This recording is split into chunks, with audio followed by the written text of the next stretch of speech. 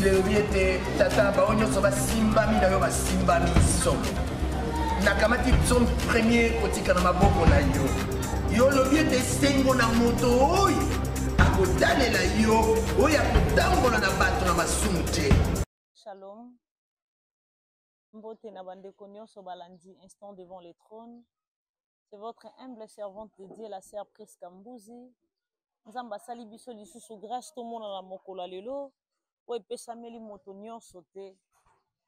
Il est écrit l'air, l'être, les mouvements, la respiration nous vient de l'Éternel. Soki tokoki kobosa na ebele me bola mwanzambe te kati na bomo ina biso. À chaque matin, il ne cesse de renouveler sa bonté dans notre vie. Nzambe wana za malamu Yesu aza bolingo. Aza monene pona tina bomo ina biso. Tokoki jamais kobosa na ba bienfait na ye na ba vie na biso. Alors comme s'il n'y a reconnaissance, c'est pas un mois na nzambe nyonso. À chaque fois ovandi ata ozo lamba. Ata ozo sokola bilamba même chose na musala ozo sala. Sambela kana kati na yo. Zwaka temps ya kopesa kanzambe wana merci. Pesa kanzambe ba action de grâce. Na ba moment nyonso na ba circonstance nyonso.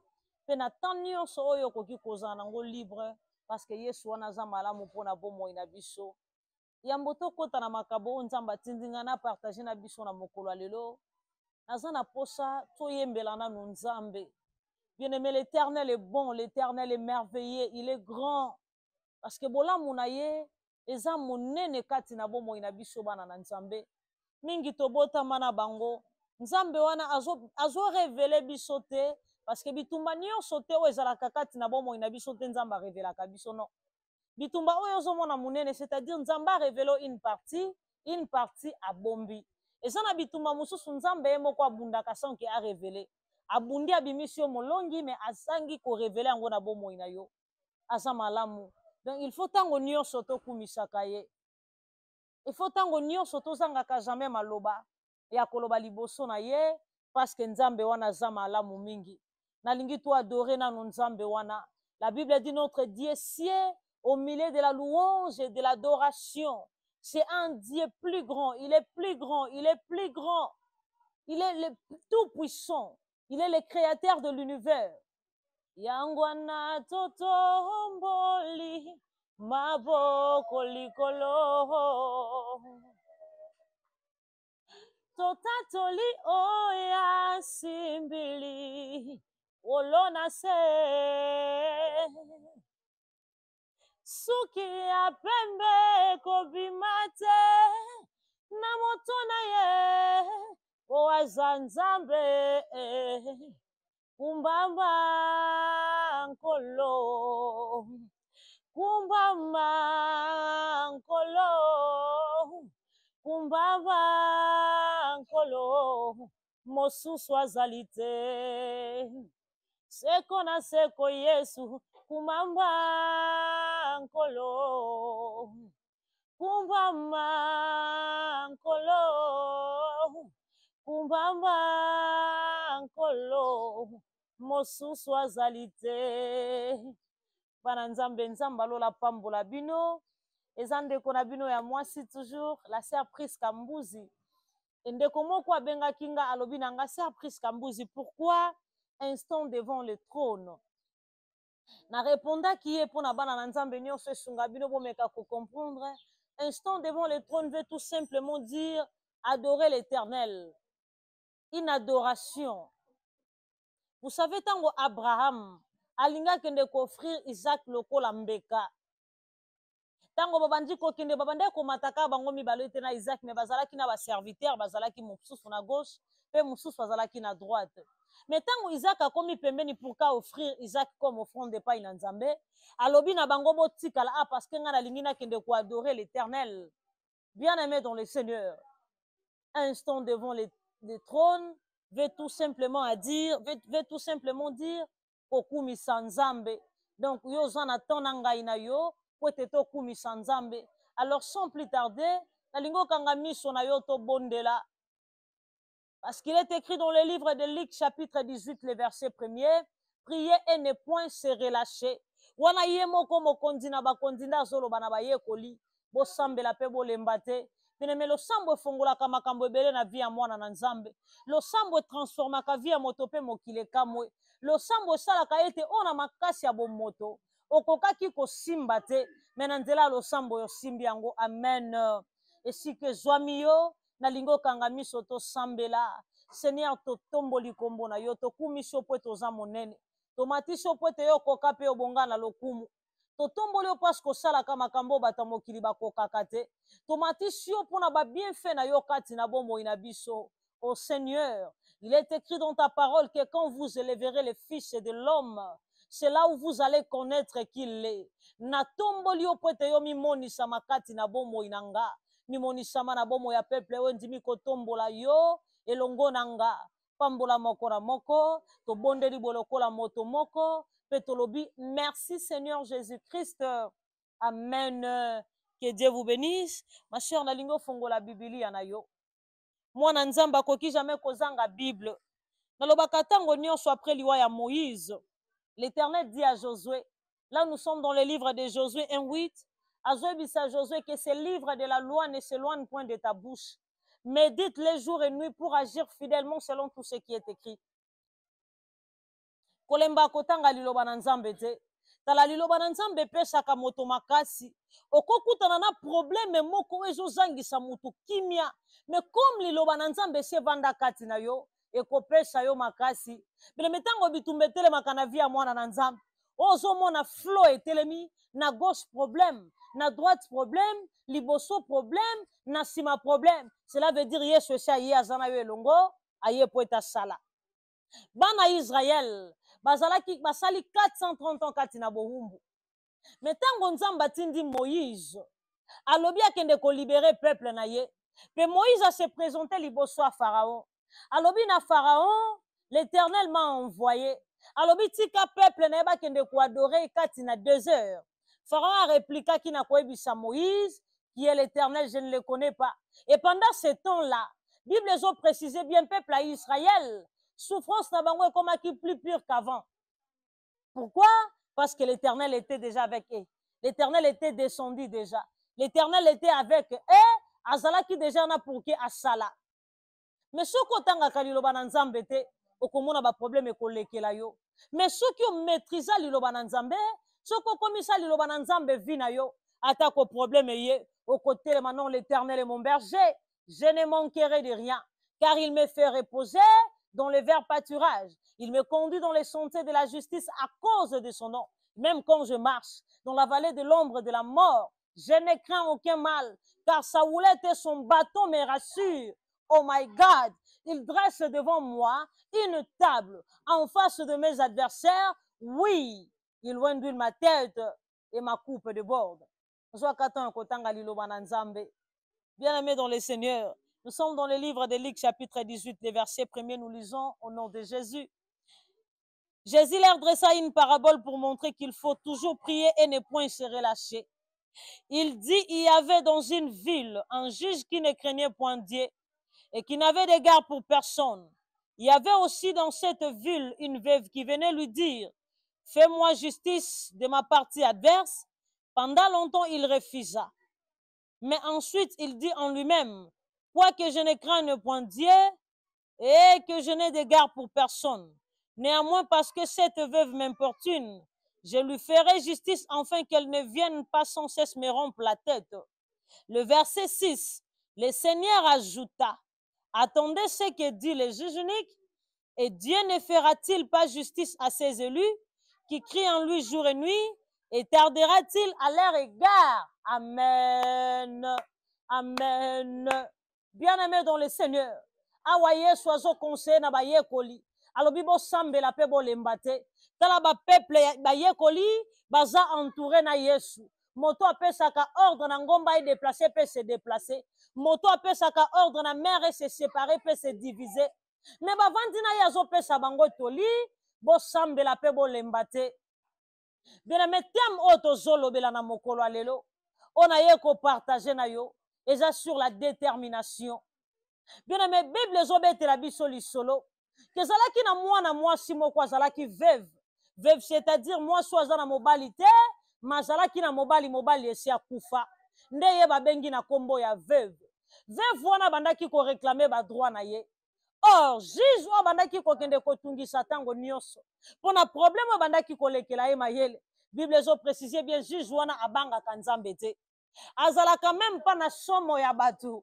Dena metala moto abanga quand même pas nzambe bongo moto azana ni liboso na ye. La Bible nous dit ceci, que veuve wana abandaki kokende ko importuner juge wana tango nyonso. Na tongo akendele na porte kokota likambo nanga. Na midi juge ake sokolanga na koti kote il faut défendre nga. Na pokwa na kotika yote yoka ndefo katelanga likambo yo. Juge aye kotala non. Ata kona banga kananga nzambe te, pe nazalaka na somo batu te, mena kota kaka likambo mwana mwasi oyo pour que atika nga kimia. Yesu azoloba là na verset 7. Na verset 6, Luc 18, le verset 6. Alobi, attendez ce que dit le juge unique, et Dieu ne fera-t-il pas justice à ses élus qui crient en lui jour et nuit? Tardera-t-il à leur égard? Bien-aimé dans le Seigneur, ceux qui moutou, oya yebi pasi ya kokela mutute, oya tala kakati ya motema ya motote, oya yebi o moto azo kanisa te, mais akoki ko supporter mutungisa muninga ne motote. A combien plus forte nzambe oya kela yo, na bite ke onyo kwa mate, na bite ke yo zanga kimia te, mais yo vivre bola muko ute pa ina nzambe. Laisse-moi te scandaliser, c'est ton droit de bénéficier de la part du Seigneur, et c'est son devoir de te bénir en tant que Père, mais une seule condition, sois déterminé. À une seule condition, prends la décision. Kabwana na voix nyonso zomona ezolongolo na nzela na nzambe. Soki eza na bato bazoriente vers omelaka diamba kabwana na bango. Bato bazolakisa yo na nzela osimba machete kabwana na bango. Bato bazolakisa yo nzela ekoki kozangisa yo Yesu na vie na yo. Bien-aimé kabwana na ye. Zala déterminé bien-aimé dans le Seigneur que nonga na lingi na vivre bolamu nzambe. La Bible dit avec toi nous ferons des exploits et il va écraser nos ennemis. Pourquoi bika visitation peut exploit ko ute pa ina nzambe? Il faut avoir prise de conscience. Il faut avoir conscience. O renoncer na vie aux hommes neza malamu te, o sakite na nyonso monezo kabolo na nzambe. Bien-aimé nde wana nzamba ko sala. Il est celui qui sonde le cœur et le rein. C'est Dieu-là qui avait sondé le cœur de ses juges à cause de la détermination de la femme. Bien-aimé dans le Seigneur, il est écrit ma parole et ma prédication ne reposent pas par les discours persuasifs de la sagesse de l'homme, mais sur une puissance de la démonstration de l'esprit. Namokolo alelo, vevo nazolo beleza yo mutozo landanga. Pe jijo nazote ayo, nde Yesu Masia. Bien-aimé, sois déterminé. Landanzela na nzambe. Tinga manzambe wana, lokola, my God. Tinga manzambe wana lokola Jacob. Nga na koti kote, kino ko changer histoire ya vie nanga. Nga na koti kote, kino ko sala nga mutu ya libota nanga. Nga na koti kote, kino ko bikisa nga na maladi oyo. Nga na koti kote, kino ko longola soni ya bomo inanga. Dere menzamba linga bato bazwa conscience. Alinga ka bato ba reconnaître ka ete il est grand. Alinga bato ba reconnaître ka grandeur na ye. Pote ya sala. Bien-aimé, sois déterminé. Ata qu'on a libota na bino zomo na clarté loban non. Avec Dieu, nous ferons des exploits. Alinga kabato bongo. Ya alinga kabato ba mona ka monene na ye. Tala aussi longtemps héritier azana nu mwana, azana bokesenité na esclave. Oza mwana na nzambe. Azana devoir ya kopambola yo. Pe ozana droit ya kobika, bola muko ute pa ya papa na yo. Il est temps ete yo zwa conscience. O kabona na nzela ya mabe. O tika nyonso ezo peso lokumu te. O s'attacher na yo epai na Yesu. Parce que tango yango esi ekoki. Tango yango esi ekoki. Sois déterminé bima na distraction. O ezangonga o mwana na nzamba koza sous distraité. Parce que temps esi ekoki. Temps esi ekoki. Pona yo mwana na nzambe. Zonga na sama kolo na Yesu. Lukaye na bosolo. Lukaye na bosolo. Akobongo la histoire ya bombo ina yo. Tala akolongole lamba ya soni. Tala kobimisa mutu na yo na libota bato bayebani te. Ako changer casquette ya vie na yo. Yesu Masia, c'est lui le juge unique. C'est lui qui connaît le cœur. C'est lui qui a la capacité de tout. Yo moko kosolo la na tata na yo. Parce que lelo bana nzambe baza su incapable, baza su capable ya koluka nzambe te. Bakomi dur na ba prophétie. Bakomi bandimi ya mupiku. que prophète moko abimi mikolo azo sakola yeso ka prophétiser na ndenge babotaka yo na mukolo babande kobota ndenge salamaka oui eza mabete mais laisse-moi te dire que la prophétie par excellence c'est la parole de Dieu. Or la parole de Dieu nous dit en Matthieu chapitre 21 le verset 22 tout ce que vous demanderez avec foi par la prière vous les recevez. C'est-à-dire yo moko poko ki ko sala appel na lola pe ozui exaucement ye kolaka ko sambela bien même mesana ko luka nzambe na yo na profondeur yo moko nazo sepela na mama na biso o mama Inis nzamba lola apambola yo mama Inis manyanga azo embela nzamba lobi ana luka yo na zamba na mona biano na polele alo sambo na kuku apesi biano na mpwasa ngayo yo na célébrer nga na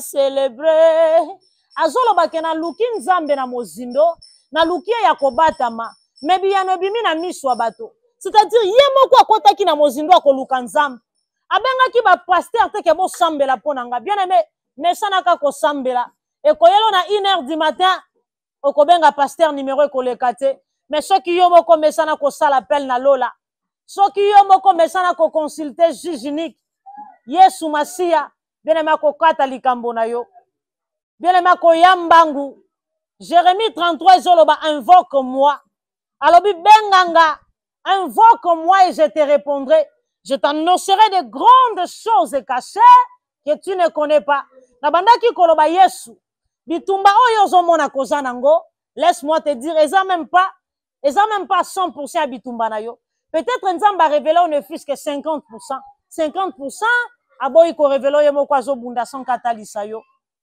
mais ye kolaka koluka nzambe mwana mwasi alukaki nzambe mwana mwasi atingamaki juge unique juge alobi no mutungisa bona okoka te mesana kotungisa nzambe c'est ton papa il a le devoir de te bénir zangisaka ye kimia kangaka ye na maloba na ye papa yo lobaki yo mokondo lobaki soko zo zangisa nzambe wana kimia bien aimé akota makambo na yo problème na yo eza kozo kokande koluka nzambe te ozomona natika mobali oyo aza mobali ya bato me ye muta futela kanga ndaku ye muta tangisela kanga bana non sois déterminé et le Seigneur va accompagner ta décision sois déterminé loba nzambe na préféré na zanga mais na yo kisa kombo no sonité non na préféré na tika mobali ya bato ke na zanga lola likola bozio na zozo na sia mokili oyo nandimi lipa yako kauka kasi na ba ahatela bonzambe nandimi na zanga nanga nyoso kasi na lola na zuwa ya motuya okende bapoto komata mituka pepo eza na ngoma bete kasi na luka yo primo nyonso wana Yesu aza na makoki ya kopesa yo mais sois d'abord déterminé détache-toi na nyonso zo reconnaître ke kozangiso lola ke kozangiso bokonzi ya likolo kokoki kozangisa yo bénédiction kouta epai na nzambe l'or et l'argent appartient à l'Éternel aza na makoki ya kopesa nyonso olingi sois déterminé kabona na vie na ya mabe nayebi ete eza pasi mpo na yo ozotala ndenge na mesana kolia ndenge na mesana korule carrosse kokenda sa makola nzambe yango tikala su bampiaka okoma su kosenga batsolaka oui Bible ezoloba oyo akoperdre vie mpo na nga akoretrouvaka yango mokolo ya suka mais oyo akoretrouve akondima tikala na bomoi na ye akoperdaka yango beneme ndima parce que mokonzi na bakonzi aza mofuti ya solo kabona na nyonso eza mabe yo tingama nde Yesu lukaka ye na ba jeûne et prière lukaka ye na ba sacrifice mais kobosana te koye epai na Yesu eza komeme kulusu bien-aimé dans le Seigneur il arriva même na ba moment moko nazo sambela et ozukangi miso zo sambela mais libanda bazo finga yo si tu n'avais pas Jésus bien-aimé soko za na Yesu te na likambo abongo kondima Yesu eza komeme kulusu c'est-à-dire ndima ba finga yo ndima ba seka yo ndima ba koselo makambu mais yo garder silence mettre na yo à défendre yo le juge unique c'est Jésus parce que tango akotelema moto asuka même minoko bandaki koseka, même minoko bandaki kofinga, bako bongola maloba, attache-toi à l'Éternel. C'était votre humble servante de Dieu, la sœur Priska Mbuzi.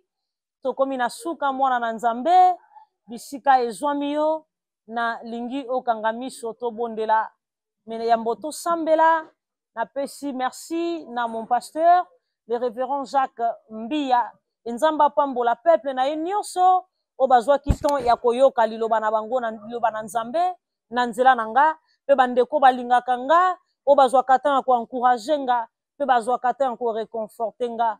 Vraiment que Dieu vous bénisse. Je salue toute la famille La Rosée du Ciel. Nzambalola apambola bino et nakoki jamais kobo sarate. Mon papa, mon partenaire, celui qui est derrière la caméra, papa Ekibumba, Nzambalola apambola bino. Alingo kangami soto sambela. Seigneur, nous te disons merci parce que liloba na webi makapamba te son que ça la misala na vie abana na bateau. Au lobby, au changer, au transformer, pe au bouki ou ezala ki loko la barrière. Seigneur, na ebi ete motomo kwa bongoli motema na nzela liloba oyo. Na ebi ete motomo kwa zanga kikimia azui kimia na nzela liloba oyo. Zala nzambe ya moko na moko. Ya osoko kozonga te batela libota na yo. Sunga moto nyonso bandaki kotambola kati na libunga. Azala déterminé ya koya na se ya makolo na yo parce koza mofuti ya ba nyonso balukaka yo. Seigneur, la Bible nous dit au commencement était la parole était avec Dieu et la parole était Dieu. Yo mokoto yo kyo na mokola lelo po zakati na biso zo tambola na biso, ozo continuer ko orienter bo moyi na biso, to bondeli boloko la moto moko, to lobi merci Seigneur Jésus-Christ. Amen. Nzambalola batela libota na ye. Bible obiete tata ba onyo so ba simba mi na yo ba simba miso. Nakamati son premier kotika na maboko na yo. Yo lobi ete sengo na moto oyo akotalela yo oyo akotambola na bato na masumu te.